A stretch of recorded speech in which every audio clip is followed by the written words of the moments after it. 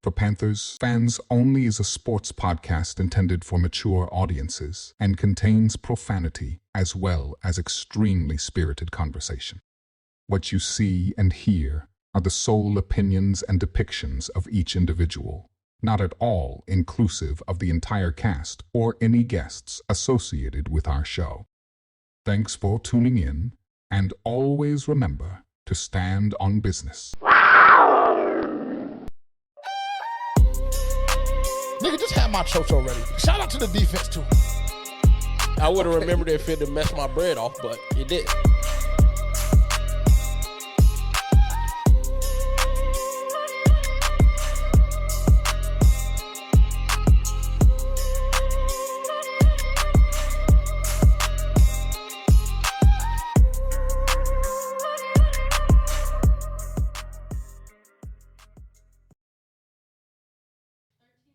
I remember late nights, pissy hallways driving me psycho. The money wouldn't come fast enough. We was back and forth down streamline, moving weight was like lipo. The rest of y'all stuck in the rut.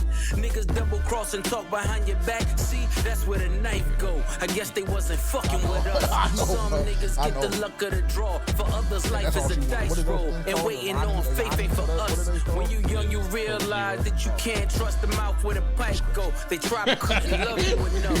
Dance music on my neck, wishing water bottle diamonds, the light show, looking like the sun in the club. If you reeing up with us, then your credit score gotta be FICO. I'm talking 850 a bus. See you really welcome to Four Panthers fans only. Make niggas balance on tight ropes. They know they not much for the blood. I'm gonna go ahead and warn y'all right now. I just have a very, very strong feeling that there's a high possibility that Terrence is gonna piss you off. I really think why is that the case? Just because of what you said to me like the day after the game, I was so confused. I was just asking questions. Yeah, but questions we'll that deserve answers. We'll talk about it. That question just in particular just doesn't deserve an answer. Like, especially when they say he's not even calling the defense. Yeah, I mean, saving face. Matter of fact, just go ahead. Go ahead. So what is the question that you have? We'll start right there. First and foremost, welcome to the show. Thank you for being here. We'll do the full intro in just a second. I've been waiting to get to this conversation since I don't even know when. But for some odd it's been reason, on your mind, so you've been thinking about it too. No. The only thing that's been on my mind is I can't understand why my co-host would think that we need to have a conversation about Ejiro Evero. I didn't say we needed to have a conversation. So what was your question? Tell the viewers what your question was. This is what I got hit with after a phenomenal game from the Carolina Panthers on Thursday, Hall of Fame game, broke all kinds of records since 2017. Haynes King put on the show. Shout out Haynes King. I might be on the side of F-150 Panthers Twitter, where if he can't get it done this season, don't damn it worry about it. We got but you it. don't understand why I have the questions I have, but you're jumping off the ledge with that. No, it's like sensationalized. What is your question? It's a preposterous one, but go ahead and ask. No, all I said was, why is every game that I watch, regardless if it's preseason, regular season, Hall of Fame game, that it seems like no matter the players we bring in, the players we ship out, it just seems like there's the same glaring things over and over with this defense. No, and I'm sorry. Those, don't interrupt. And those things are can't rush the passer and can't make tackles. And I would understand if it was like, the same players doing it, over and over. But it's just like, it's just delusion. I'm just asking. It's just delusion.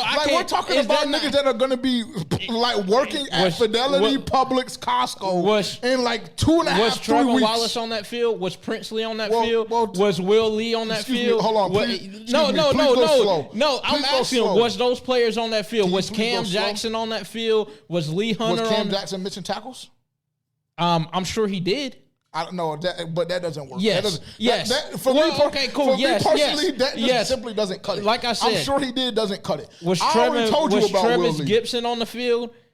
We're talking about niggas that get Travis reps. Well, I'm just asking. All I asked was a simple question: is why do we have to see the same thing time and time again? No matter the player, no matter the circumstances, no matter the game, it just seems like there's a couple things that are glaring each time. Is it Ejiro Evero's fault that the defense can't tackle? I'm not finished. Is it his fault that the defense can't tackle? I'm not finished. Is it his fault that Will Lee is undisciplined in his technique, which I already took? That shouldn't have came to a surprise to nobody, specifically you, because you know exactly unfiltered how I feel about Will Lee. Okay, but right? That should have been him getting beat on double moves, him missing tackle, like all of this shit I already told people was going to be the case. Like we shouldn't have been surprised. Well, can I finish asking? I had two questions. I don't know how long the damn question can be. My God, why do you keep saying the same thing? Because we're dealing with niggas that's not going to be on the team in 2 or 3 weeks. You interrupted every single time. So my last two questions. So when you watch the game, okay, do you think the pass rush was good? No. Okay. Whoa. Just yes or no. I'll let you go. You gotta go question by question, bro. You can't hit me with 15 it's gonna be quick. It's 2 questions. It's 2 questions in there, yes or no answer. So you said no. And do you think that we were tackling efficiently? No.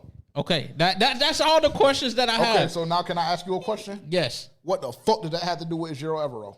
I'm just saying. First and foremost, he wasn't calling the defense. Oh, wait, you just answered it. You asked all the questions you asked, nigga. Now let me answer. He wasn't calling the defense, first and foremost, on Thursday. I heard a lot of complaining about that. Oh, we're doing this and that, same EJ fashion. No, excuse me, that's Jonathan Cooley. That's number one.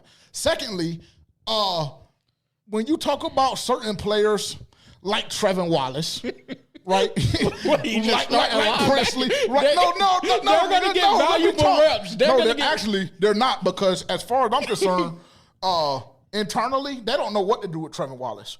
The specification of if you were touching that field on Thursday was bubble guys and guys that have an opportunity or need to do a little bit more work to solidify their spot on the team and on the depth chart. Correct. So I don't know what Trevin Wallace is going to do. Do you know of any other linebacker besides Devin Lloyd on the roster that right now you can tell me you will feel comfortable putting out there Trevin Wallace? You want me to give you an honest answer?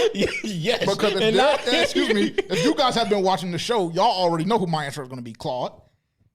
I've been telling you I'm fine with Claude. We rolled out with Claude the last 4 or 5 weeks of last year. And the defense ain't looked that much different to me. So if that's the case, then yeah, I'm going with Claude.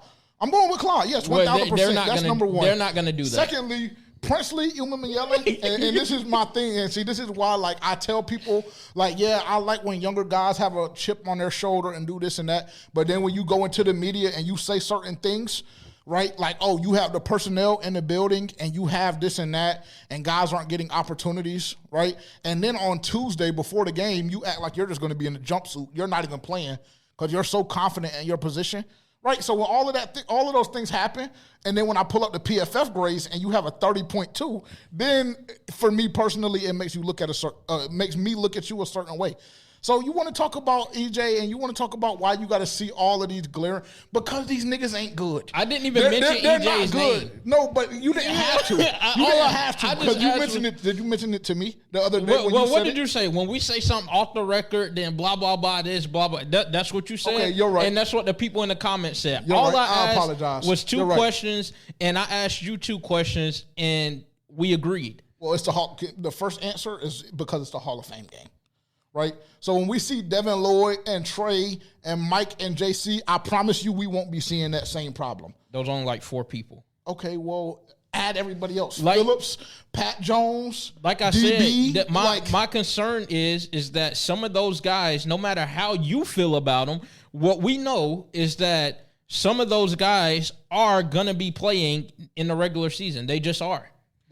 Will Lee is going to be playing. But did I already tell you that Will Lee wasn't cut like that? Just yes or no, off the record and on the record. Did I tell you that Will Lee wasn't cut like that? Yes, correct. And then today, did you act like I was like insane for like directly going to him?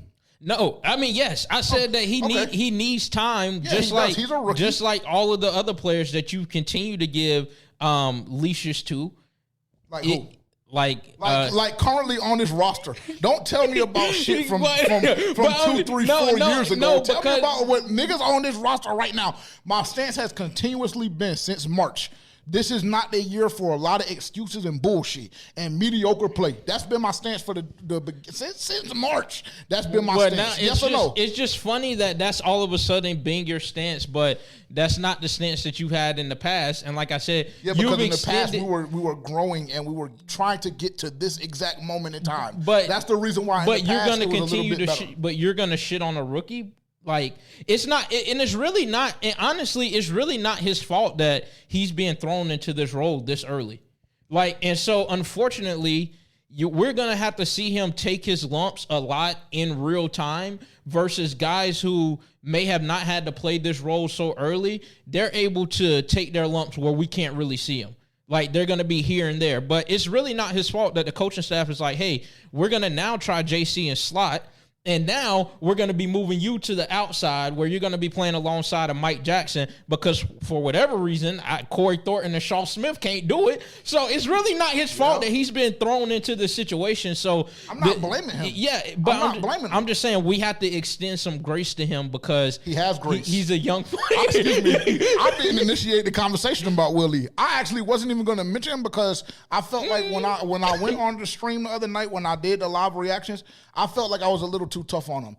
You've been since he's got here. No, I haven't been because my only stance has been, unfortunately, I don't think he has it. That's not me being tough on him. That's my player evaluation. You can't be mad at what my player evaluation is. But the same way you feel like there's certain niggas that simply don't, like the same way you feel about Xavier Leggett. You've given him 2.5, 3 years, and you feel like, oh yeah, unfortunately, he just simply doesn't have it. Do you hear my evaluation is earlier, and I say I don't feel like Willie has it, then damn it, I don't feel like he has it. So that's on me. That's on me. I have 2, 3, 4 goddamn years of film to watch from college to let niggas know. I personally don't believe that he has what it takes, but my player evals have been wrong before. Oh, all the time. And so it's about a 60-40 clip. And you just proved my point of my evaluation being a little bit more logical than yours. I've seen 2-3 years of Xavier Leggett on the NFL level. You've seen 2 months of Will Lee in training camp and barely didn't even play a whole preseason game. He didn't have to. And you're like, he just don't got it. But you're still beating the drum for Xavier Leggett after you've seen a long ass tape. Yeah, it's just, for sure. That doesn't make sense. Unfortunately, even though Xavier Leggett's film in college isn't extensive, there were times in his senior season where he showed me that he could potentially have it. And Will Lee, unfortunately... There's a few clips on there that you can see that he could potentially have it. Yeah, unfortunately, but when we're talking about coverage, there are minimal clips, specifically in this scheme, because we play off coverage. He's a successful... He has the most success when he plays press coverage. We don't play press coverage. We play off coverage. So already, logically, from a football standpoint, ideologically, you're not a fit already. Well, so that's the coaching staff. That's not the That's not the coaching staff. That's the front office. And if you want to say the coaching staff, Dave Canales. Yeah, because don't try and put EJ in it. So you're telling me EJ had no say in drafting Will Lee? To be honest, if I had to be honest and I had to look at it just from a clear point of view in a clear mind, what I would assume is EJ would have preferred to get a cornerback in the 3rd round. And unfortunately, you didn't do that. He probably wanted a cornerback in the 2nd round. He's a secondary guy. That's not my question. He's a secondary guy. And when they went and got Chris Brazzell, I'm sure he was just punching the air because he's just like, yeah, that's fine, it's cute. But we got 8 of them already that's ready to go for the offense. We don't. Okay. Well, 1, we don't. 2, that didn't answer my question. So regardless if you want to admit or not, yes, EJ has some say in drafting Will Lee. It's just how it works logically. But... If I'm giving, matter of fact, never mind, because I don't want to be disrespectful. But either way, it's like, if you know we play off coverage, and then you go get a corner that's more of a press man, physical corner, and then you throw him in the scheme and expect him to be, like, I don't know what they expected. I really don't. That's the only thing. So, like I said, it's going to take time. It's an evaluation flaw. But I've been saying that. I've been saying that about this coaching staff. I said it. I said it when K. Mays didn't beat out Austin Corbett 2 years in a row. So I already understand and know that that's a problem that we have. But I'm not just automatically chalking that up to EJ. And honestly, you know what? I probably should because based on my understanding, EJ pounded the drum for DJ Johnson. So you know what? You might be right. It might be just all across the board. It might be. But if you're given the opportunity, and we say, okay, well, here are 10 mediocre players that offer all of the scouts and homework and assessment and everything that we've done. Here are the 10 players that are just a little bit average, and you have to select from one of these 10. And if I'm EJ, unfortunately, I'm not wearing that. I'm just not wearing it. I didn't tell you to go get 2 wide receivers 2 years in a row. Actually, I didn't tell you to go get 3 wide receivers 3 years in a row. Well, we kind of got handicapped because one of the ones that we drafted in the first round. Not my problem. If I'm at 0 Evero, I'm sitting in a room behind closed doors telling you, motherfucker, that's not my problem. I need bodies and I need talent. Well, it all loops back to your boy. So, I mean, if you want to tie everything in a bow and just and put it back under the tree to where it came from, then you can all look back to one draft. To where you were forced to go get multiple. Now you were forced to go get multiple wide receivers year after year because the one that we drafted in the first round just hasn't been able to get it done. Well, I mean, I guess so. But what I'm telling you is, don't put that on EJ. I'm just saying he wears some of the blame. All of it doesn't go on EJ, but he wears some of the blame. He does, because I have multiple sample sizes of this happening year and year again. Not being able to rush the passer and not being able to tackle. That's because of the guys you have out there. You've been saying that. Let me just ask you a question. Has Princely lived up to the standard for you? From April, and I'm just telling you to assess what he's done up to this point. I'm not telling you I'm not asking you what you believe he will be. I'm just telling you. No. Based on what you've seen from last April to current August, what is today's date? 10th? 11th?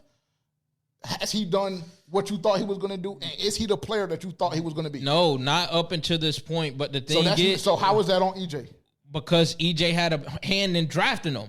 And EJ is helping develop him. Like, all of this, regardless of how you try to spin it, he's the coach of the defense. This is going to reflect on him in some shape or form. You can't allow him to continue to escape blame because we let you get that off that, it's the talent you have out there. It's the players. And granted, yes, some of it is. I was about to say, has it not been? Yeah, yes, granted, some of it is. But if this same problem continues to happen throughout the regular season, we will revisit this conversation. And I'm just getting you prepared now I'm already seeing it.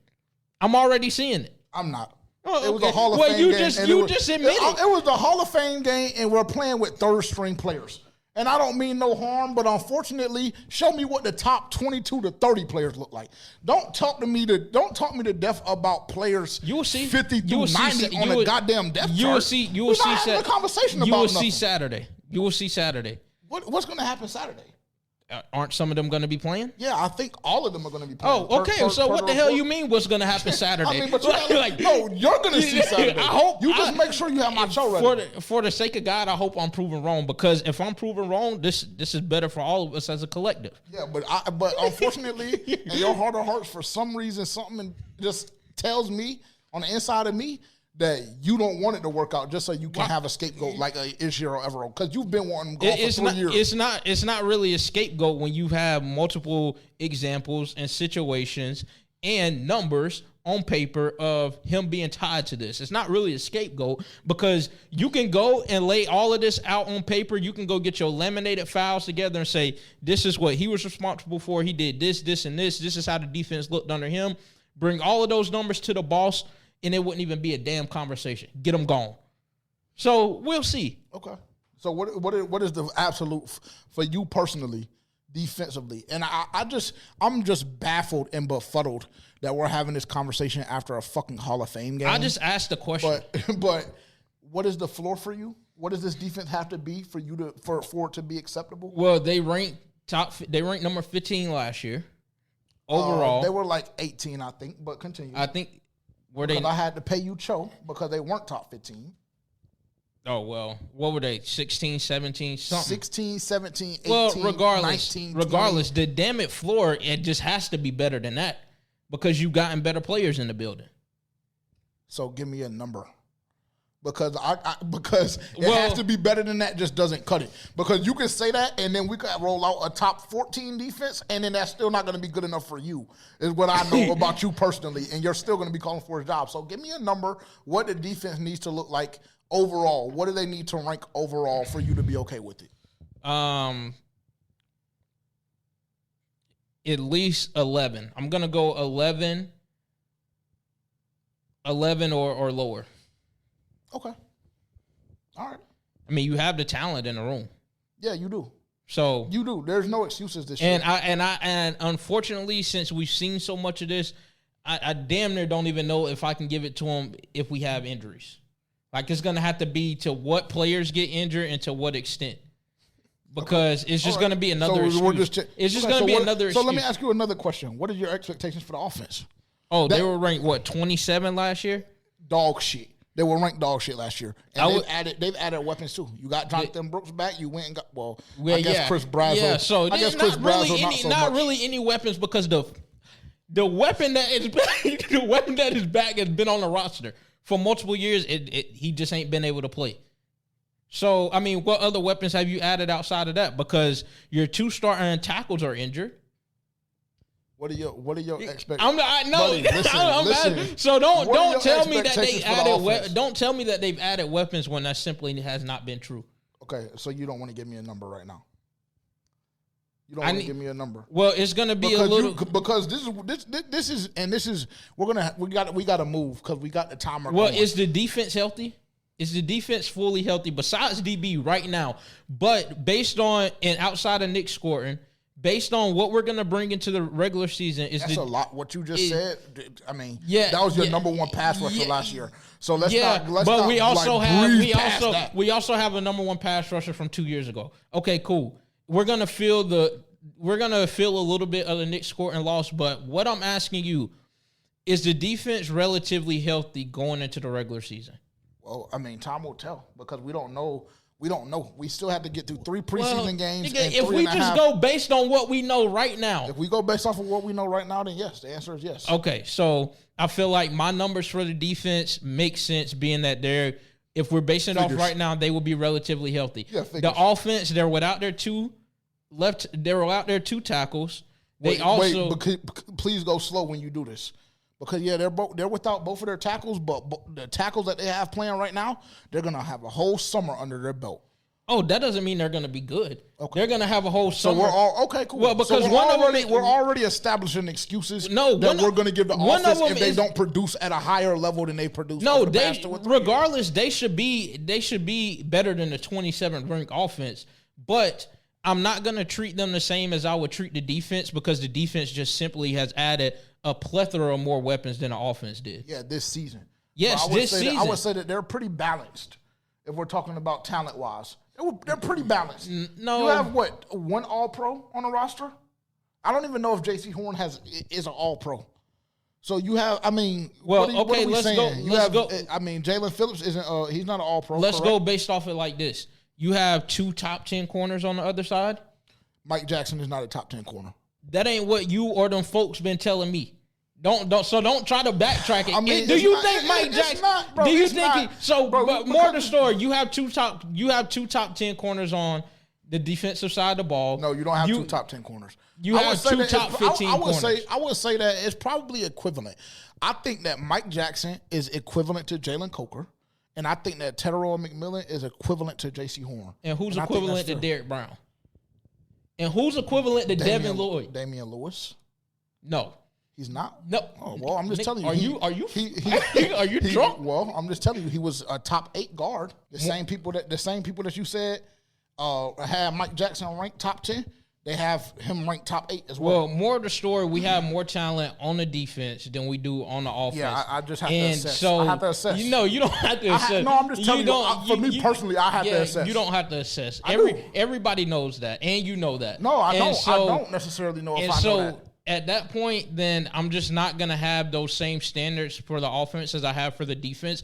But this offense absolutely cannot finish anything like higher than top 20. Because I think to me, it's just insane that is the expectation. this should be a top 18 minimum defense or offense. Okay, so top 18 and really maybe top 16. So honestly, if you want me to be honest, year 4 Bryce Young playing for a contract by Bryce Young, it should be top half. It should be top 16. That should be the expectation. But that's perfect that you said that because, again, that just lets me know that the standard is different for Ejiro Evero and Dave Canales and Brad Isaac. It just is. No, the talent is different. It is, bro. It is. The talent is different. Okay. It just simply is. That's your assessment, and that's your opinion. But when you tell me that I've spent $150+ million on my interior guards, I have a wide receiver that I drafted 2 years ago that was my first pick, top 10 in the draft. I have my other wide receiver that was first round, like you guys always love reminding me. He hasn't done shit. Is Chuba Hubbard, who was a 1,000-yard running back, making $35 million on his contract. Jonathan Brooks, like I said, a guy that you guys, pounded the table hasn't done anything. That you and Dylan are in love with. Naming out guys right, so it's just like, cool. All right, cool. You're naming out guys. That the standard has changed and it's not the same, then just say that if you don't mind. You're naming out a guy who hasn't eclipsed 500 yards in 3 years in the league. That was once a wide receiver 1 and still haven't eclipsed that. You're naming out a guy. Wide receiver, it's only been 2 years. Well, 2 years. Was a wide receiver 1 for one of those years. You're naming out a guy who was drafted 2 years ago that Coker, you have Coker just as well. Really transparently haven't stepped foot on the field. You have a guy in Jalen Coker who is really good receiver, can't stay healthy. You also have your 2 starting tackles. Phillips can't stay healthy. You have your 2 starting tackles, both of them down. So it's like, it's a little bit different. You have the tight end room that, I don't even want to get started on them. Unfortunately, things are a little bit different. So the guys that are in the room right now, if you're watching this video and you're a Carolina Panthers player and you play on offense, just know with him, and majority of the time, because his approach is a little more soft, majority of the time he speaks for a majority of the fan base, your expectations are different. So if you want to come out and be mediocre and average, hey, no problem. Just be top 20 and we'll be A-okay. And if we don't get the job done and we only win 6, 7, 8 ball games once again this year, it's not going to be your fault. Hey, Bryce Young, it won't be your fault either. Bryce, don't worry about it. It won't be your fault. It'll be Ejiro Evero and the defense's fault because, we just so happen to play soft coverage on third down. Hey, don't worry about it. All good. You see how you just spun the narrative? I'm just saying that's just the way it registers in my brain. Yeah, and we know all of the time that's not, not the most logical / educated way. So I get it. Touche. Fair enough. Well, I guess we should do the intro. Welcome to For Panthers Fans Only. Apologies that we just had some shit that we had to take care of, and I kept telling them, wait till Monday. So we had to go ahead and clear the air and get that off of our chest right now. My apologies. Welcome to For Panthers Fans Only. Appreciate all of you guys for being here. If you haven't done so already, make sure to tap in with us on social media at For Panthers Fans Only, Instagram, TikTok. At For Panthers Fans Only, Instagram and TikTok, at FPFO_podcast on Twitter. If you're watching on YouTube, appreciate you for being here. Like, comment, subscribe. Turn the bell notification on. Let me see. Discord. Make sure to join the Discord if you're watching on YouTube. Click the link in the description down below. You can also do so if you're watching and or listening on Spotify, Apple, any other DSP. Click the link in the description down below so you can come to the Discord and join up. What else? Visit our website, forpanthersfansonly.com, for access to exclusive merch, giveaways, and just for our home base, forpanthersfansonly.com. And make sure to enter the FPFO roll game experience. You and the +1 of your choosing have the opportunity to win a road trip with us, as well as Haley, as well as Dylan, Rod, like 10 or 15 other people are going to be with us as well. You have the chance to come on road with us to New Orleans in November. You and the +1 of your choosing. You can click on the link in the description below for that as well. Do they have casinos in New Orleans? They do. I think like 30, 45 minutes outside of the city. So we'll probably need to get a rental car like we did the last time. But, I mean, shouldn't be that big of a deal, I don't think, but we'll see. And yeah, welcome to the show. I'm JJ. I'm Terrence. And I'm Haley. What were you gonna say? Because you picked up your mic like you wanted to. Were you just giving us a time update? No, I gave them whiplash a little bit and it became. Yeah. Yeah. So I'm gonna move you guys back now. We just the operation and the execution. Like it just has to damn it be better, right? Matter of fact, don't even worry about it. Let me see if I have anything else to say for the intro. Oh, I do actually. If you're a significant other, or no, it's not funny. It's not funny. It's really not, bro. Because this shit is like it's starting to really piss me off, bro. It just really is starting to piss me off. If you're a significant other, or a parent, or something else of these players, and we're talking about shit on the field, and we're not being disrespectful, or we're not doing anything out of character or of low character or anything of the sort, please stop fucking DMing us. We didn't tell these guys to join the NFL and to be football players. We just simply didn't. So when you reach this level, right, because the way that I talk about a guy in the NFL is going to be a little bit different than the way that I talk about a kid in college. Is that fair? Right? Because you're getting paid millions of fucking dollars to do this at a very, very high level, right? I don't know what 53 times 32 is, but just know the percentage of that compared to the population in the fucking world and the amount of money they make is significant and substantial. So I just want to make a PSA to parents, family members, significant other, all of this shit. Let the player on the field handle what we be talking about. Cause I'm getting to a point now where to me it's just very fucking soft, man. It's just very, very soft. It's just very, very soft. And it makes it hard for us personally to create content when we're feeling like we have to walk on eggshells or somebody's going to get in their feelings or whatever the case may be. And unfortunately, for whatever it's worth, we're just never going to stop being who we are.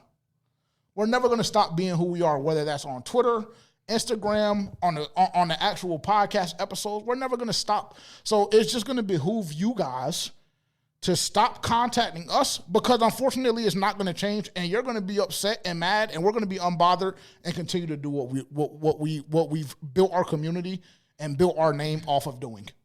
Because again, we are not disrespectful up here. If we tell a player, thank you for your services, unfortunately, we just damn it don't feel as though the nigga can get the fucking job done for what we need to happen on the field.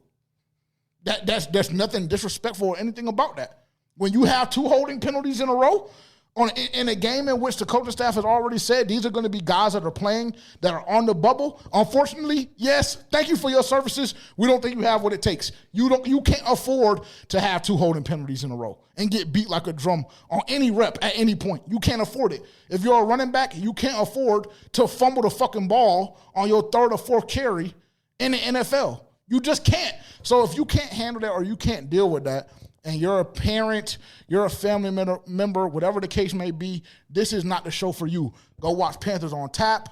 Go watch Dunk on the Man, Unnecessary Bluntness, One Carolina. Right there, there's just a plethora of creators in this space that do a phenomenal job, right, of just giving you analytics, stats, and kind of keeping personal feelings and opinions out of it and just presenting the information to you.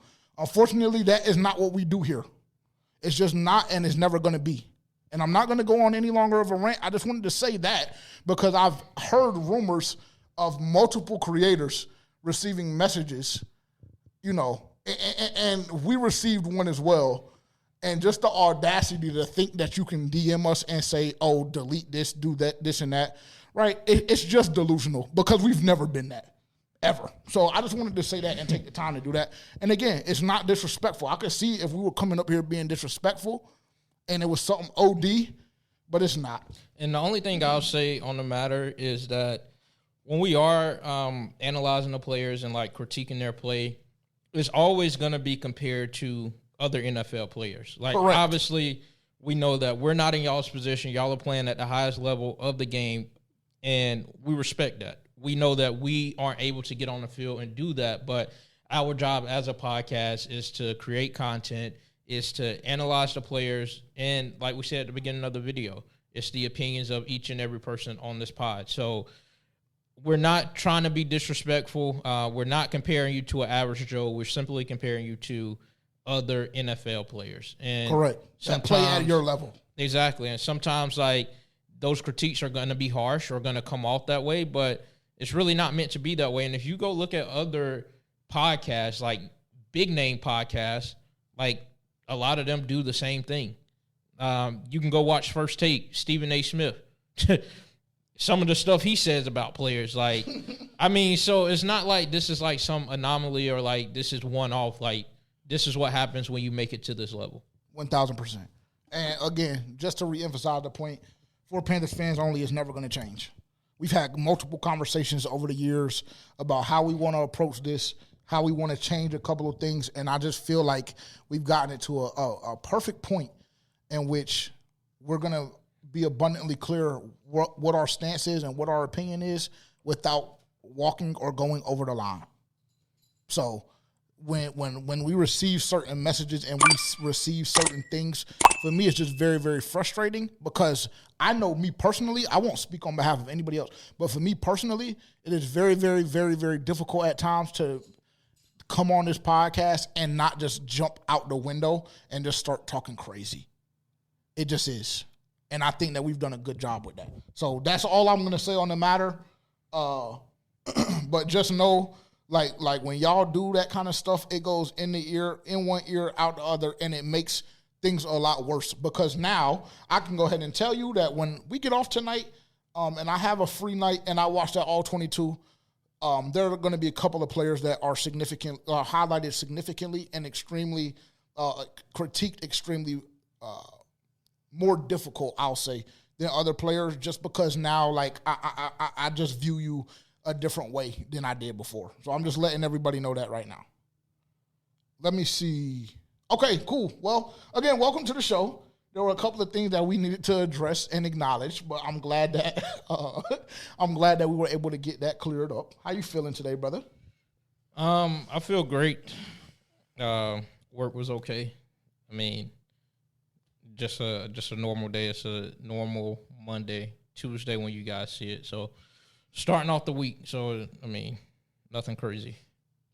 Good. Haley, do you care to speak today or not really? Well, I forgot that we need to put a box right by the door for cell phones, particularly for hers. Go ahead. How are you feeling? Anyways, I'm feeling great.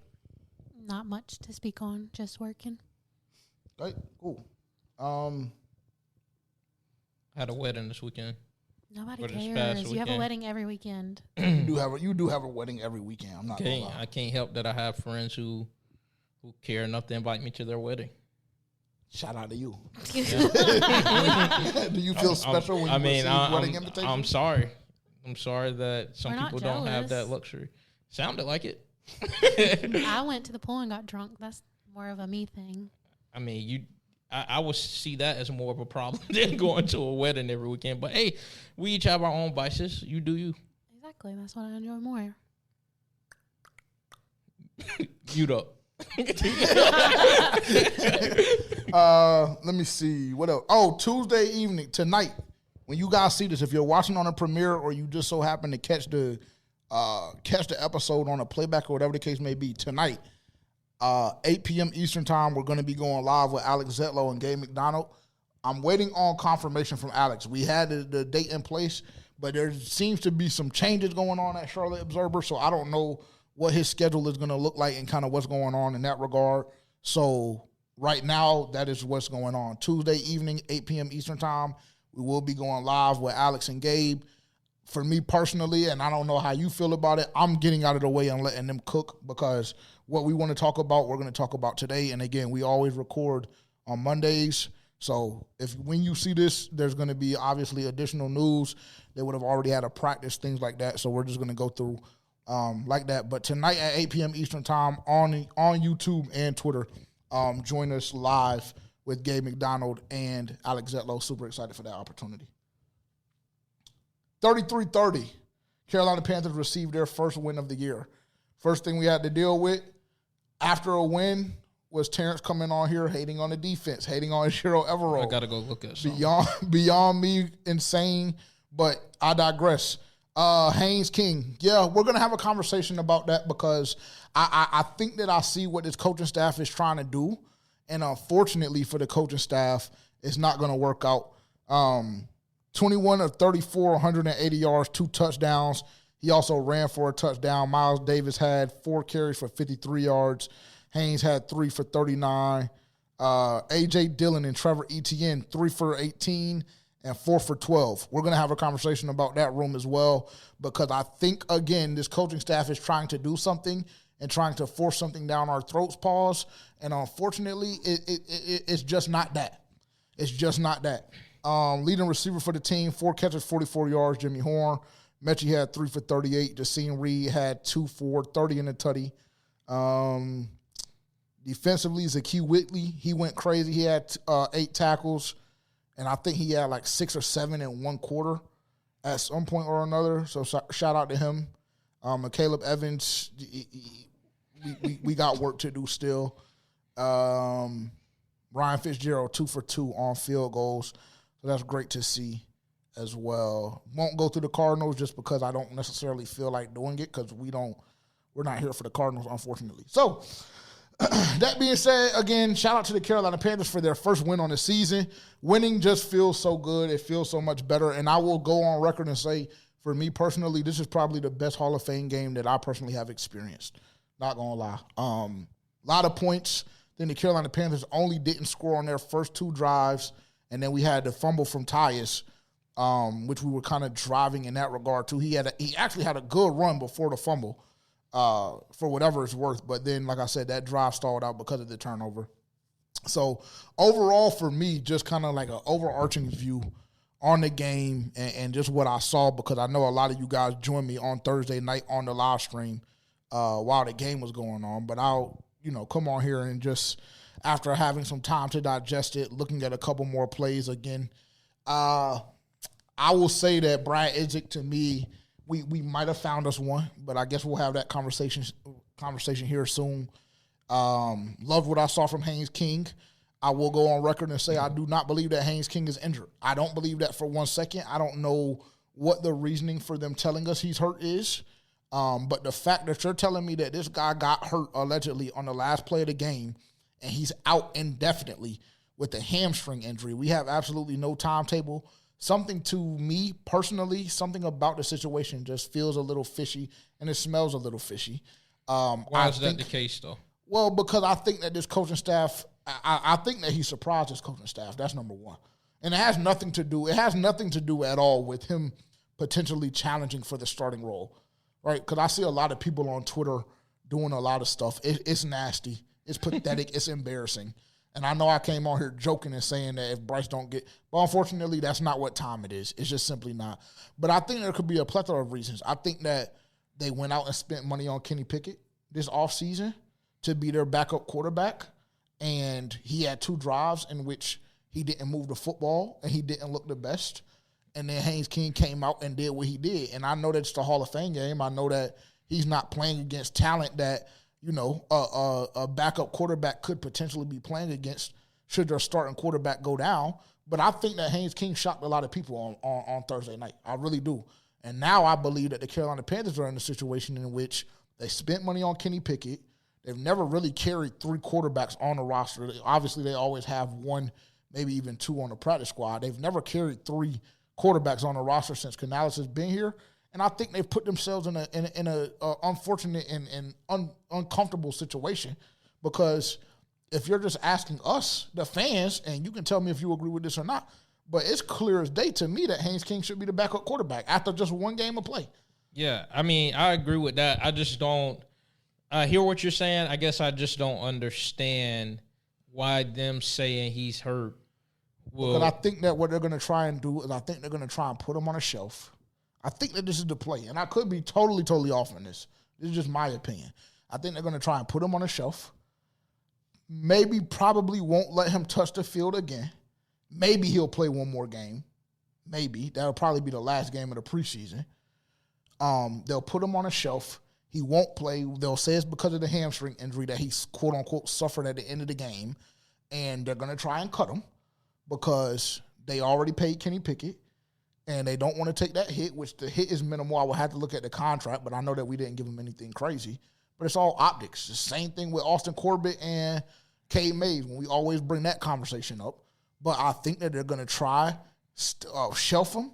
They're going to try and cut him. And they're going to try and bring him back on the practice squad. And unfortunately, if that is the play for the Carolina Panthers and that's the thought process, it unfortunately is not going to work. I can just go ahead and guarantee you. It's almost a situation in which Haynes King does not have to put up another rep. How I just believe NFL brains work, he doesn't have to play another rep this preseason. If you cut him and release him, he will not clear waivers, and you will not be able to get him on the practice squad. This is not a Jimmy Horn situation. For what it's worth, he signed a 1-year deal, $7.5 million with $4 million guaranteed. Yeah, I don't think they want to take that hit. Yeah, it'll be a $4 million cap hit.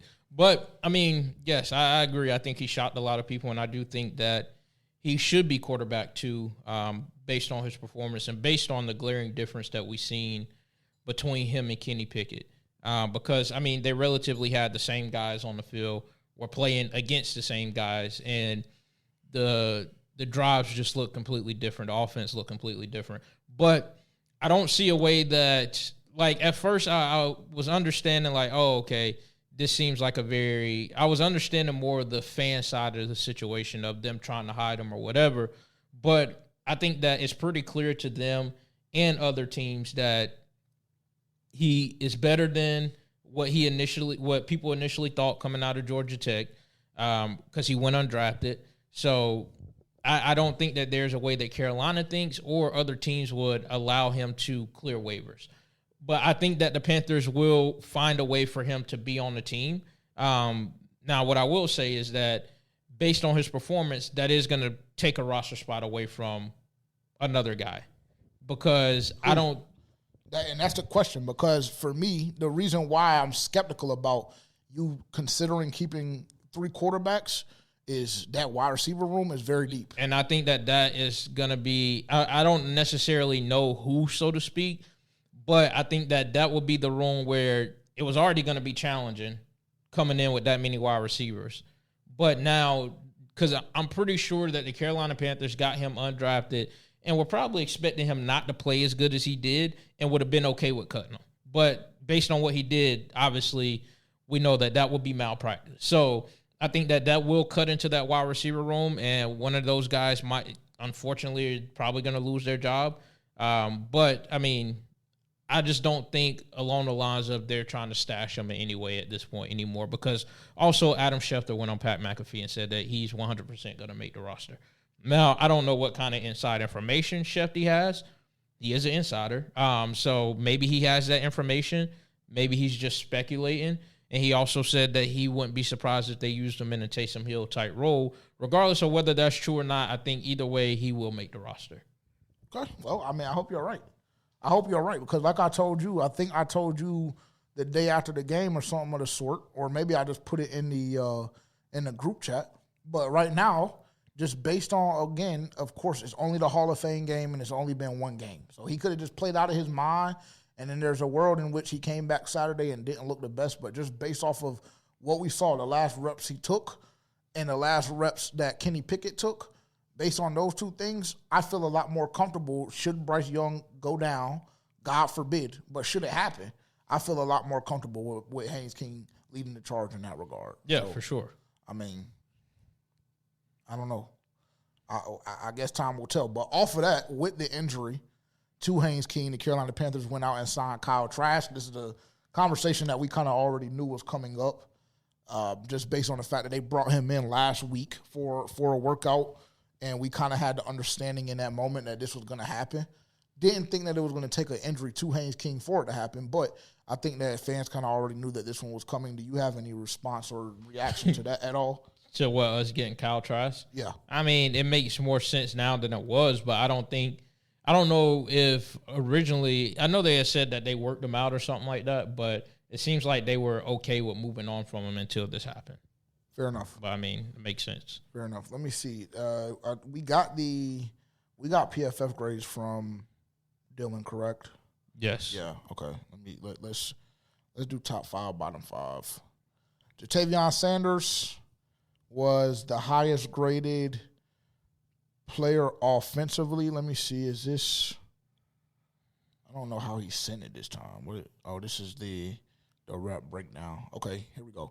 Ja'Tavion Sanders, highest graded offensive player with a 79 overall. Chandler Zavala. Hey, shout out Zavala. Shout out Chandler Zavala. 76.7. That's bro. They told you to come to the congregation last week.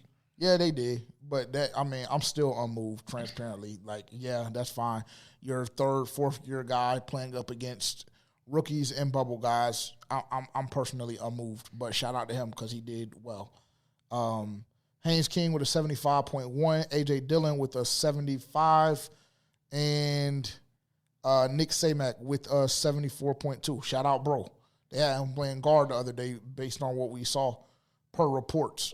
He was playing guard because Damian Lewis is currently down right now. I don't know what kind of injury he's dealing with, but I don't believe that he's practiced the last 3 or 4 days that we've had practice. So definitely something that we need to keep our eye on and make sure he's good to go.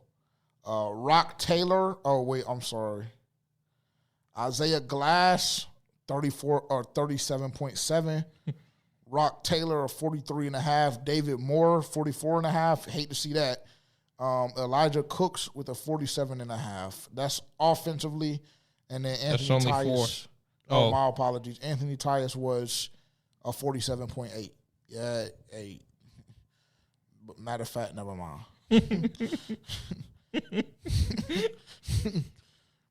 Defense, Zakee Wheatley, 88. Isaiah Simmons, that's your boy, 86.2. Cam Gill, 82.3. We've talked about him on this pod or on the live streams a couple of times. Super excited to see what he can bring to the table as we go throughout the summer. Lathan Ransom with a 77.6 and Travis Gibson with a 76.7. Those were the top 5 highest rated guys. I can't pronounce his name. Mama, 35.3. Cam Jackson, 37.1. Parker Peterson with the 37.3. Jackson Kawach, 39.8. Lee Hunter, 46.9. And Princely is on. I think that this is only. So this is you're looking at a different one. Dylan, you just completely fucked this list up. I would just say, oh my God, 24 point. Oh my God, oh my God. Okay, here we go. That was just that was just the middle of the pack. Those 30s and 40s we were reading on. That was just the middle of the pack. Here we go. Bottom 5 for defense. Tywan Malone, 24.6. Thank you for your services. Tyreek Thunderberg. Thunder, as my co-host. Thunder, as my co-host likes to call him. That's his new nickname for FPFO. No, my phone auto-corrected. Thunder, as we like to call him. Shout out to Terrence for that nickname. 26.7. Christ almighty. Aaron Hall, 29.5. Princely. Hey, Princely. And I'm not even going to go any further than this because I just want to stop right here. Oh, Corey Thornton was above Princely by 1 slot, but that's just not good enough. 32.3. Princely, 30.3.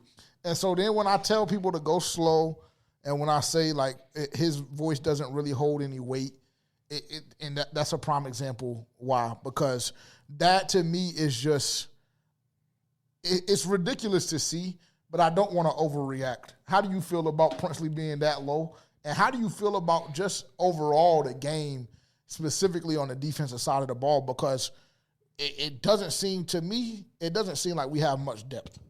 What I will say before we go there, it looks like Will Lee rated as the best cornerback in the game. He was. Hey, Will Lee, shout out to you. Salute. Gotta see more. You have guys like Shaw Smith-Wade, who's been here for a number of years, Corey Thornton as well. So, shout out Will Lee. But what was your question? Sorry, I got a little bit sidetracked. You got a little fanned out is what you did. I said, how do you feel about the defense, like just overall and kind of just the game as a whole too, I guess? I mean, the game as a whole, it was a fun game to watch. Like you said, and a lot of other fans agreed, outside of just Panthers fans and Cardinals fans, that this was probably, if not the best, one of the best Hall of Fame games that we've seen. And I thought the game was fun. There was a lot of points scored. But But when there's a lot of points scored, then also, there's not a lot of defense being played. And as we can see from those numbers, as we can see when you turn on the film, and as like we started off the show, there was a lot of missed tackles, lack of pass rush. Carson Beck looked very comfortable in the pocket for the Cardinals.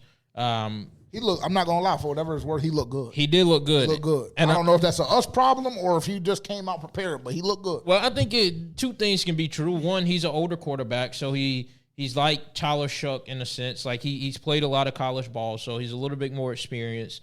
Also, lack of pass rush, so he had a lot of time to throw the ball.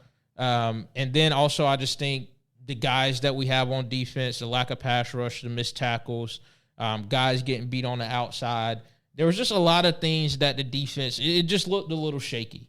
But all in all, I enjoyed the game. I think the offense looked a lot better than really, and I know it's third, fourth string guys, fifth string guys, but the biggest thing that I take away from the offense with Brad Isaac is the reason why I think Haynes King looked so good outside of like him just being a talented player is that it looked like Brad Isaac was calling the plays to a strength.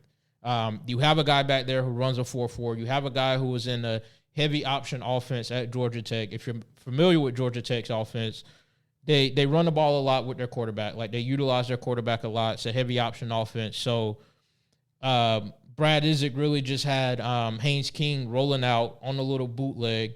And you have 3 levels. You choose from those 3 levels. If those guys aren't open, you're rolling out to your strong side. You have the ability to run the football. You run a 4-4. And I think a lot of that happened, which I was excited to see. Also, I seen a lot of our receivers winning. I seen Jimmy Horn win quite a bit. He even won on a touchdown that was missed. So there was a lot of exciting things. Bad miss. Yeah, it was a bad miss. And there was a lot of exciting things that I seen from the offensive standpoint. But I think overall it was a fun game to watch. Yeah, I agree. And kind of segued us into where I wanted to go next. I will say, just based on Thursday night, and again, it's hard because this is the first time we've seen the Panthers play this season in competitive form. So it's hard not to overreact to certain things. But based on what I've seen on Thursday night from Brad Isaac, I'm stoked to see what he's going to do with Bryce Young in his starting offense come Saturday. Yeah, I agree. And I was having a conversation with Tavian as well, and I was like Brad Isaac seems like he's calling to the quarterback strengths. And I was like, if you watch Bryce Young over the years, like when he's been most successful with us, it's been when he's able to get outside the pocket. And I think like those plays were called with Haynes King. Obviously, he's a little bit more of a mobile quarterback than Bryce Young, but Bryce Young can also run as well. And so I'm excited to see how that's going to go. And Dave Canales even admitted to it. He was like, him calling the plays, obviously new head coach coming in, like you want to see what you can do from a play calling standpoint. But he wasn't able to really focus in on those one things. Like there were things that he was missing that Brad Isaac in the offense was picking up on, like, hey, this play is there versus you call this play that's not really there. And so I give kudos to Dave Canales by being able to move out of his own way and allow a guy that he brung in to be OC to actually call the plays. As we know, there's a lot of head coaches in the league who have offensive coordinators, but we know that they call the plays. And so shout out to Dave Canales for moving out of the way, letting Brad Isaac do his thing, and I think that's something that we can be excited about going into the season. Yeah, for sure. Like I mentioned, Dave Canales did say that the starters would be playing 10 to 20 snaps on Saturday against the Buffalo Bills. So we'll see if some of that juice that, the second, third, fourth string guys were able to bring on Thursday translates on Saturday, because as we know, this team has been one since Dave Canales has gotten the head coaching job that just simply hasn't really taken preseason seriously. If we're just being honest and having an honest conversation, they just simply haven't. And so for me personally, I love the fact that that is the decision that's being made now, that we are going to see the starters come Buffalo time, come Saturday. Really is technically week 1 in my opinion, just because Hall of Fame game is like week 0 of the NFL, or of the preseason rather. So for me personally, I'm happy that we got this announcement that we are going to see starters play. I want to see pristine execution.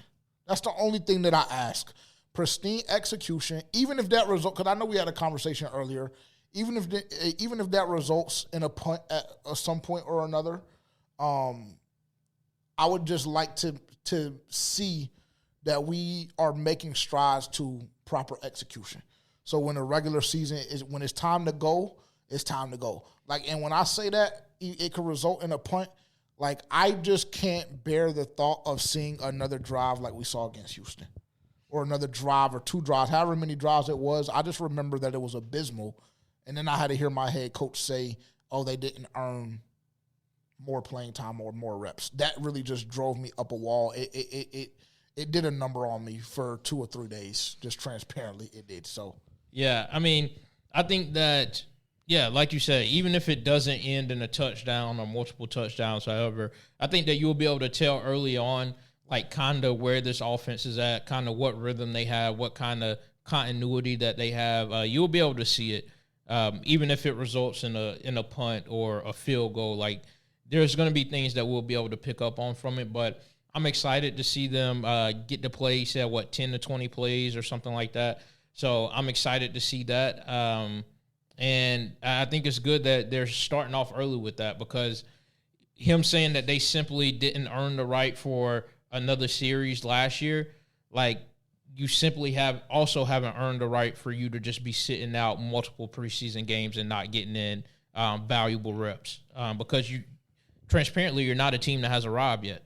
You won your division last year with a losing record, technically. With a losing record. Yeah, so, I mean, you had a home playoff game. You lost at the buzzer pretty much, but you haven't arrived. Like, this division is wide open. You haven't made your mark on the division like you're the team to beat. So it's like you haven't earned the right to not play in the preseason. So I'm excited to see them go ahead and get starting early, and I hope that even after this game, they continue to ramp up their snap counts and reps going forward. What for you personally, did you feel as though there's any more clarity in that wide receiver room? Because for me, the waters just became more murky because I hadn't been able to see Jaseen Reed at all, specifically in his offense. The same thing is true for John Mechie, right? We know about Jimmy Horn and some of the things that he brings to the table with him being on the field for the Panthers last year. But for me, the waters got a little more murky. I didn't really get any more clarity on Thursday than what I already had, is based on the reports coming out of training camp. How do you feel about it? Because for me, I still don't really necessarily know. They all cook to me in their own respect. I mean, yeah, like I feel the same way, because you got that. What I got out of it, that all the guys can play.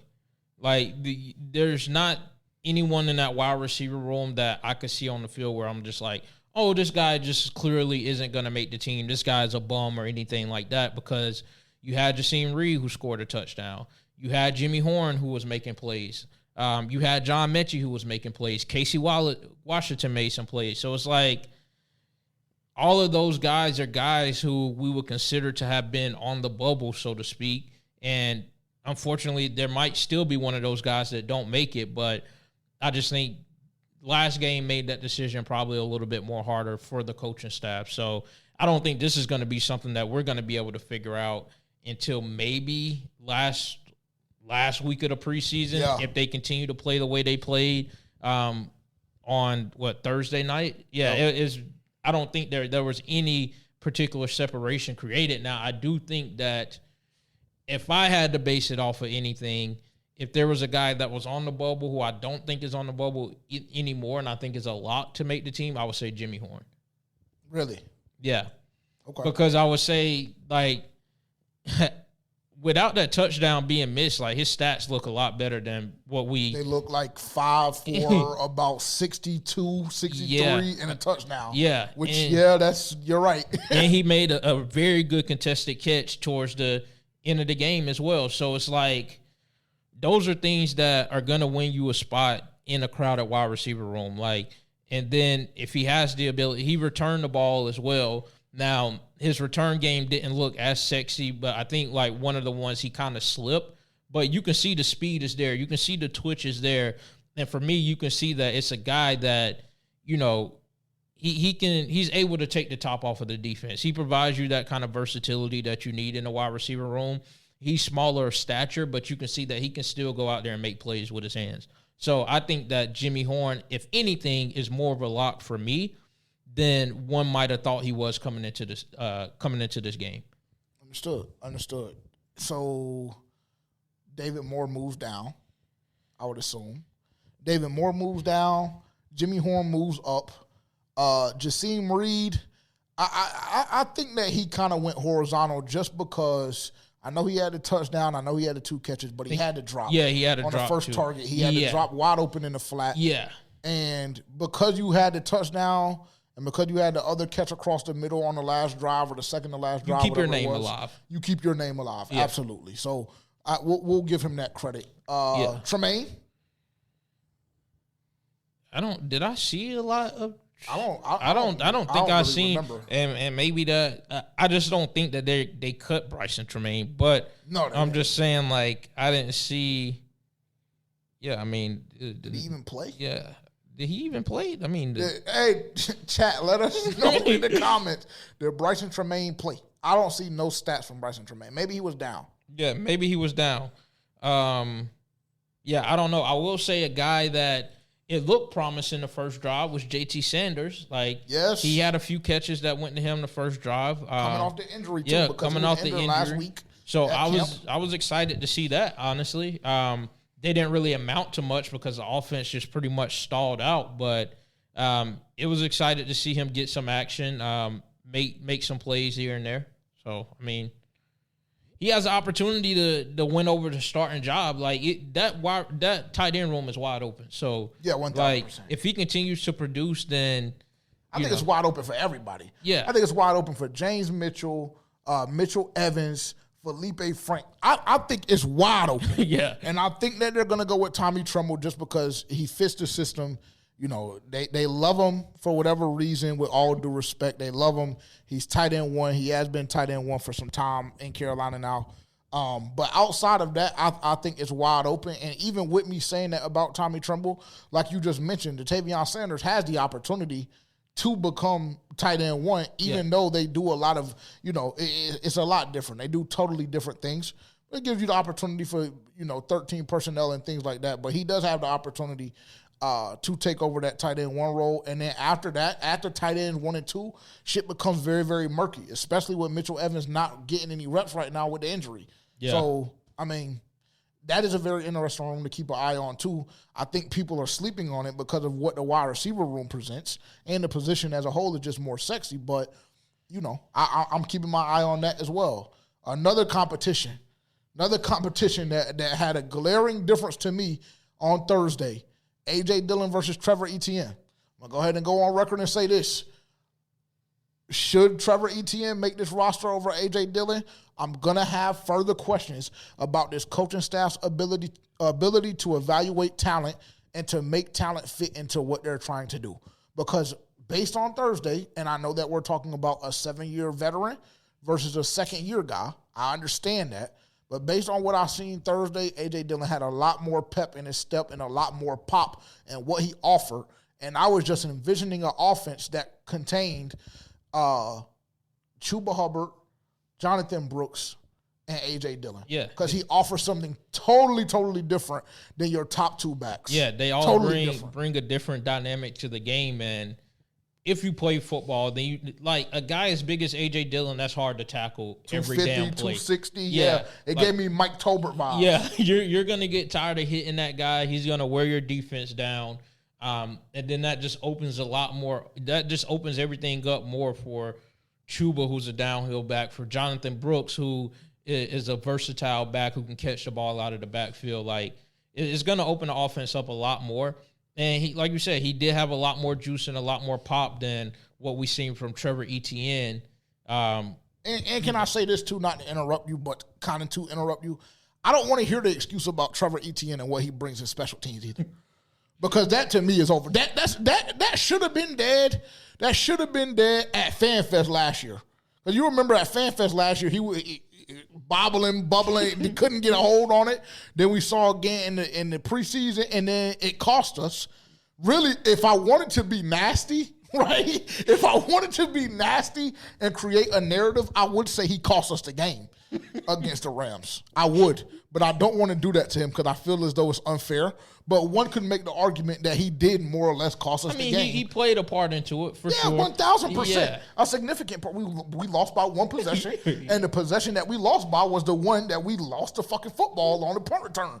So yeah, there's a case to be made. But again, I don't want to be nasty, and I don't want to get up here creating narratives. Not today, at least. I will, but not today. He also had in the preseason game, he was returning the punt, and I have to go back and watch the film. I did watch it. I did watch some film Sunday or Saturday, whichever day it was, but I will have to go back and watch again. But he did have a punt where he just proceeded to let it go to the 2-yard line. And that was to start the game, I believe it was. So, I mean...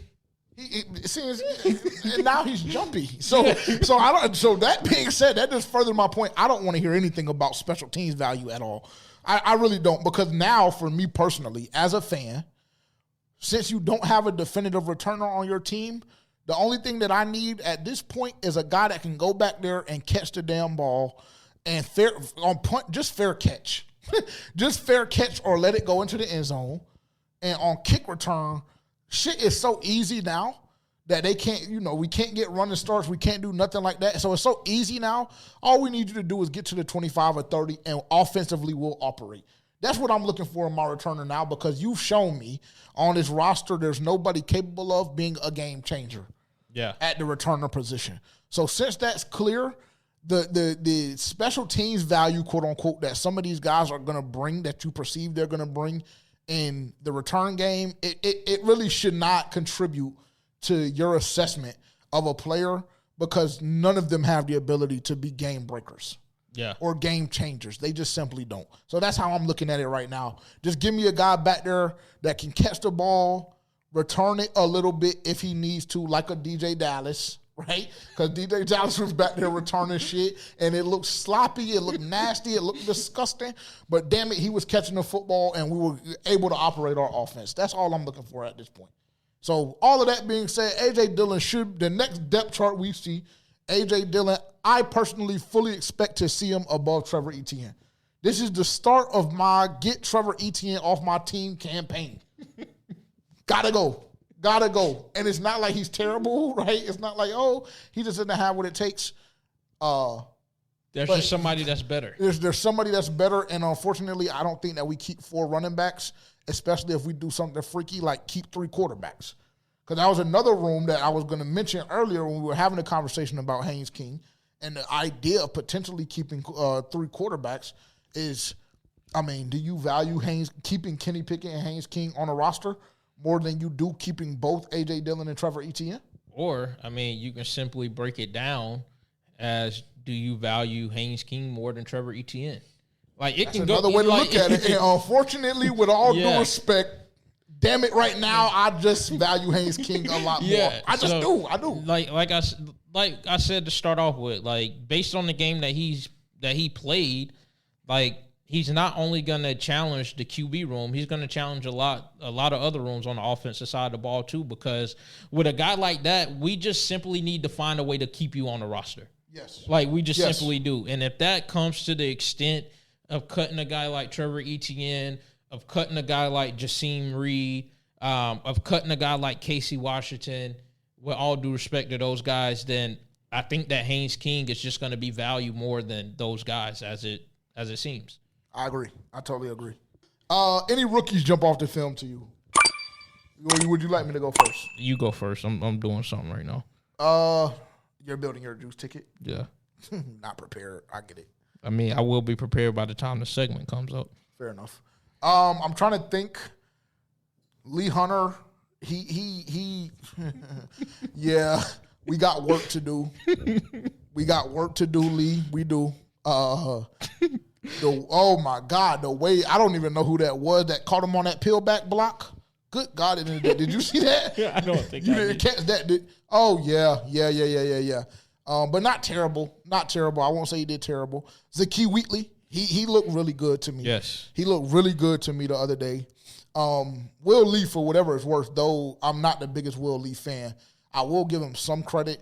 That first drive, the first drive or second drive, whatever it was, where he had, is he good? Did he bust his ass or is he straight?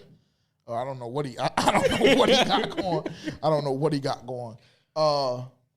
But yeah, that PBU that he had, that was a really good rep. But obviously, we all know my stance on Will Lee. It would just have to take something drastic for it to change right now. It just would. And maybe that's just me problem. Like I've said, after we drafted him, I love the edge that he brings, but there's a lot of things mechanically that I don't like from our cornerbacks that don't allow me to put a lot of trust on a guy that I know is going to be having a lot of outside reps. It just is. Who else? Kawach, he should probably be on high alert. He should probably be on high alert because, no. Who else? No Brazel, obviously. Moreau. Did Moreau even play? I don't even think he played. I was about to say, I don't even know if Moreau played because, I mean, Oh, he's a Bryson starter. Tremaine played, by the way. He did? Yeah. And what did he do? Well, his PFF grade is a 53.3. Interesting. Okay. I got to go back and watch that. I need to see what he did. But yeah, no he Moreau didn't catch because no he was a pass. starter. No, he didn't. He didn't because he wasn't even on the damn stat sheet. We didn't even get a target to Tremaine. So he should probably be on high alert too for whatever it's worth. But I digress. Yeah, that's it. I mean, Zakee Wheatley, I would say, for me personally, is a guy that jumped off the screen that made me feel like, okay, if something happens and he has to get reps, then he may be okay. I also want to say shout out to Lathan Ransom. That's the way to start the fucking year. I know bro wanted to get up and flex and do all of that shit, but just know he felt that he got touched. Yeah, he's probably in concussion protocol. Yeah, it's very or possible. had to go into some. It's very possible. I would say Zakee Wheatley looked good. Are we counting Cam Gill as a rookie? No, because he was in the league before. You know, he played with us before yeah. he went to the UFL. So yeah, no, I can't count him. Well, He looked all right though. He looked all right. Yeah, I would say Jasim Reed. He looked solid, other than the drop that he had. But I think really, outside of that, I don't really. Haynes Nothing King. too crazy. Oh yeah, Haynes King. Oh my God, hey Haynes, my apologies. Yeah, I might want to cut this whole segment and restart because we shouldn't have gone any further without mentioning Haynes King. that's on you.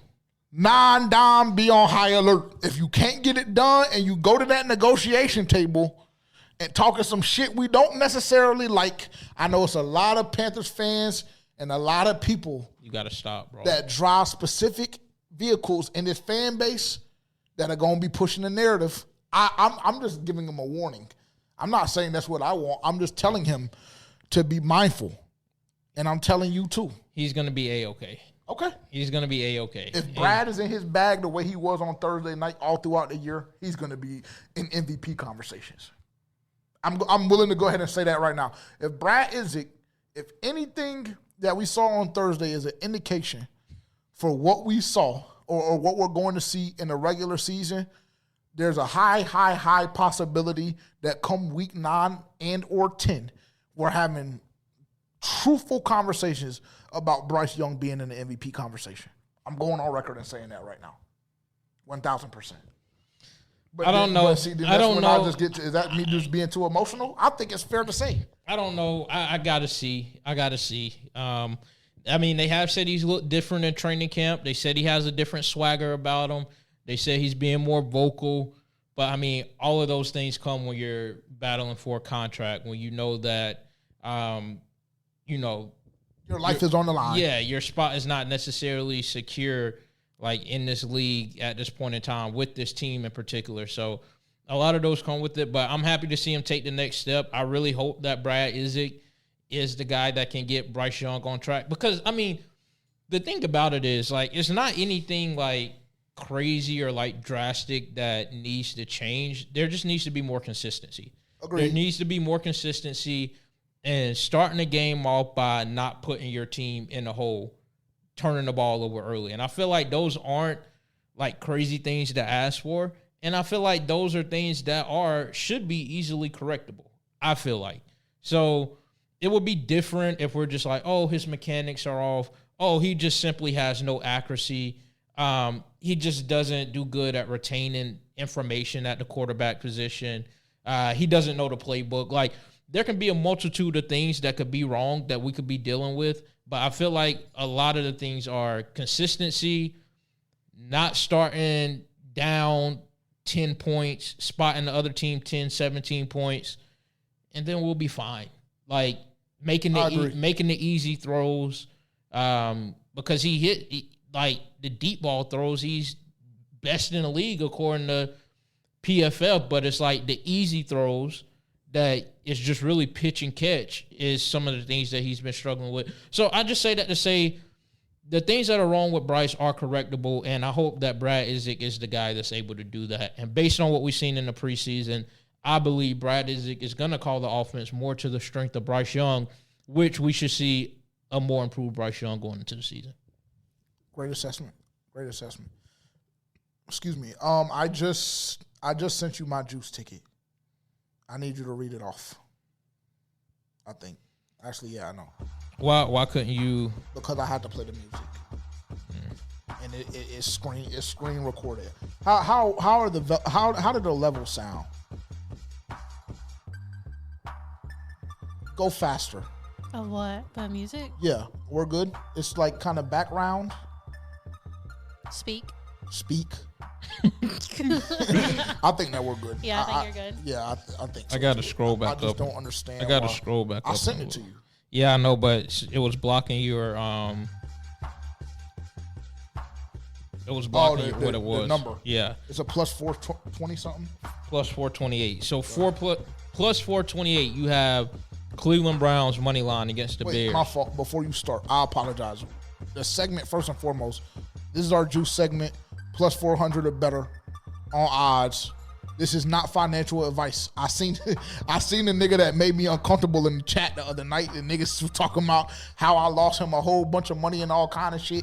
This is not financial advice. This is some shit that we put in, and we're competing for a $450 pop. Me, Terrence, and Dylan. Very simple. Go ahead. My fault.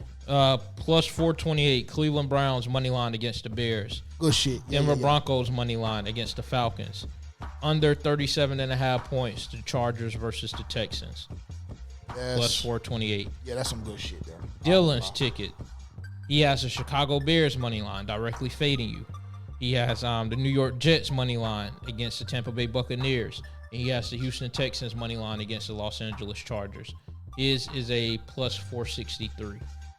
And, of course, mine has a little bit more juice because I'm not salt. I have the Bengals money line against the Detroit Lions. I have the Raiders money line against the Arizona Cardinals. I have the Cleveland Browns money line against the Chicago Bears, and I have the Denver Broncos money line against Atlanta. That's a plus 559. And I'm also winning in juice right now. What is the score? Do we know? 3-1-0. Okay. A lot of ground to make up. But football season is here. So I'll make it up very, very quickly. I'm not stressing and I'm not worried. Are we doing your segment or no? Maybe we should just have a therapy session with Haley. Maybe that should be the new segment where you give us therapy. No, hell no. It ain't nothing that she can tell me. Ain't nothing that she can tell me of good about my life that I need to do differently. You don't think she could be your therapist? No, hell no. Maybe not stuff that you want your viewers to know about. I mean, I don't know what that means, but me neither. That sounded crazy. Yeah, I don't know what that means, but there's nothing that you can tell me about whatever situation I think you're alluding to. I'm just tired of the topic already. It's been 30 seconds. Good. Yeah, let's just move on. Let's just move on because it. If I started on you, JJ, it would take the whole episode. So figures. Of course it would. I just want to say y'all are a little rusty. Y'all need to practice some more. On what? Just, it's clear you took a break. Oh, okay. Well, thank you for the constructive criticism on air. You're welcome. I could say the same thing for you. Yeah, I was about to say. The fuck? Where's your self-assessment at? Yeah. So, tell me what you need to work on too. I think during the week that I should charge both batteries so that maybe we don't have to go through that. Think that you need to do live mixing as well of the audio, so then when we're yelling at each other, I don't have to go back on the back end and fix it. Is that fair as well? Now I think you're asking for a little bit too much. Okay. Yeah. I can press the buttons typical. if you tell me what color. Yeah, no, it's okay. So you don't even know that. Yeah. I told you how to The make basics. labels. You said you what? Make labels. Oh. I mean, you don't. Oh, those buttons. Yeah. The sound effect buttons. Yeah, that's minimal. That don't worry about it. Am I doing too much if I say Haynes King has the ability to make the Panthers second what? what the I gotta read this shit again. Haynes King has the ability to make the Panthers second guess paying Bryce Young off of a mediocre season. Am I doing too much? That question is directly for you. Button. See, it shouldn't even have the chance to. It should have the chance for me to hear it like go off. It shouldn't. Yeah. So while we're fucking critiquing shit, then you just make sure that your house is in order too. Well, first. I was talking about y'all because you specifically were stuttering real fucking bad. When earlier? And then you weren't announcing the segments, and now you can't read too. So it's like a real double whammy here. Okay. You're right. Yeah. I mean, sorry, Haley. Sorry, we had to knock some rust off first episode back in studio in over 2.5 months. It's okay. Nobody's perfect. I kicked the camera. All right. Do I need to read? No, do I need to reread it? Or I you got good? it loud. Okay, cool. I got it loud. And Mute up. I First think of all, I was doing that. I think you're doing too much if you're basing it off one preseason game against fourth and fifth string players. I agree. Like, I think that's doing too much. Now, to elaborate, I think that if you have a situation like last year where JJ told us that this offense was so easy to learn and that Bryce Young was such a game manager that you can just plug and play a quarterback in like an Andy Dalton and we'll be A-okay against a team like the Bills. I think that if you're telling me if Bryce Young gets hurt, God forbid that happens, and Haynes King has to come in and start a game and he looks the way that he looked against Arizona, then it's like, okay, we can start having those conversations. But I personally can't base that off of fourth and fifth string talent. I just can't. That's fair.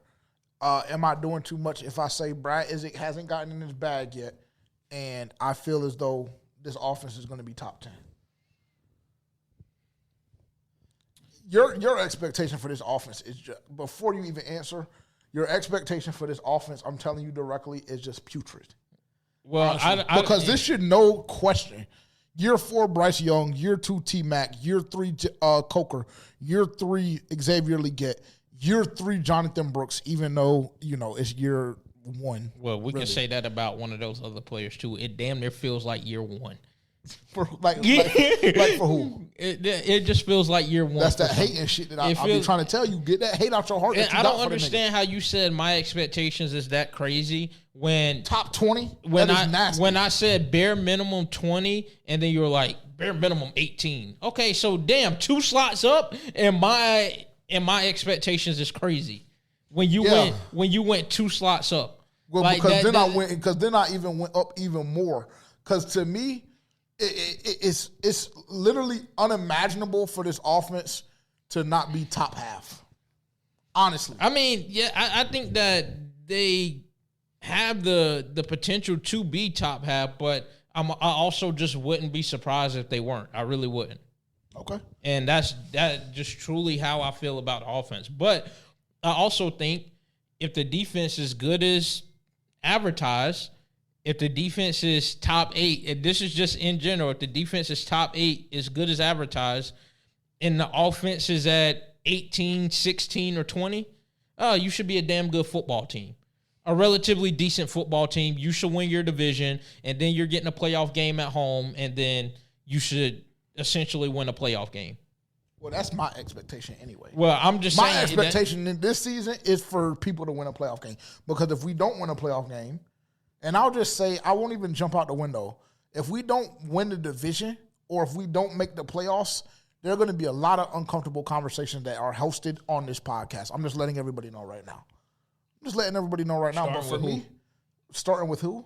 With all due respect, we'll probably start with Dave Canales, but just know that Bryce Young is damn it very close to the top. Anyone else? No, not anybody else.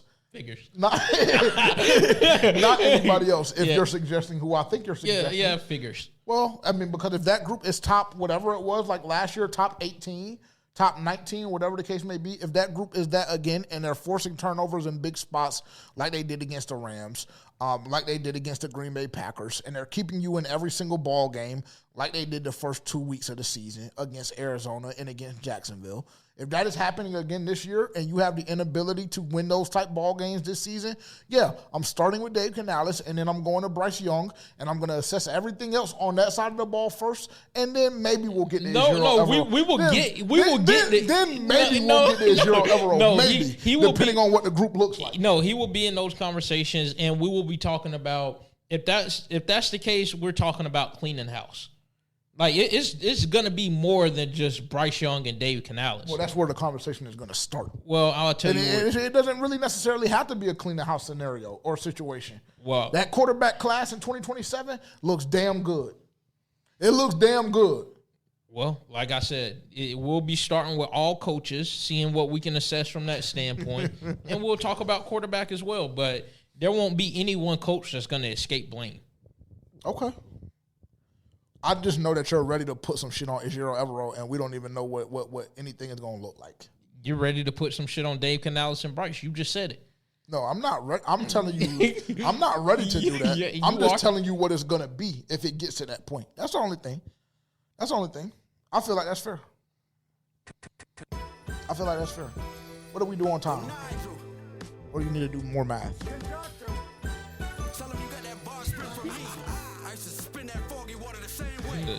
I have no idea. Oh yeah, that's not bad. Like 120 something.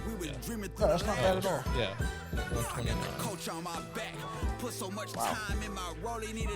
Would you like to give us credit for that, or you just want to highlight the bad shit? Now I got the coach on my back. Chat, just watch the people that are around you. They highlight the bad shit and they don't give you credit for the good. Just keep your eye on them. That's all I'm gonna say.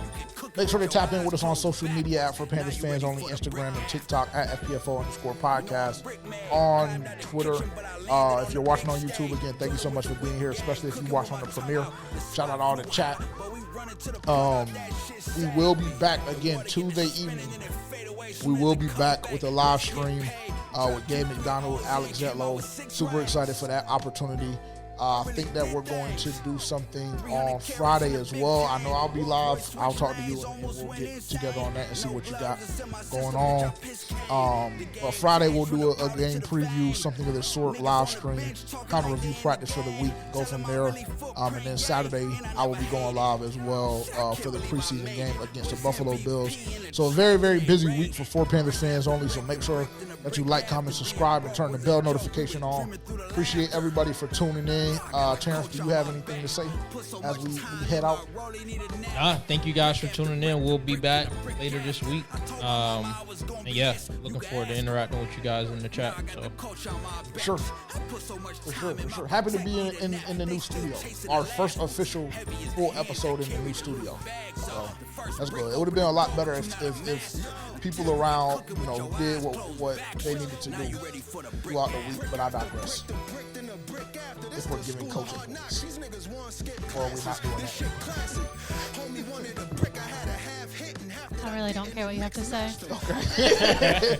Okay, don't worry about it. Appreciate y'all tuning in. We'll talk to y'all soon. Bye.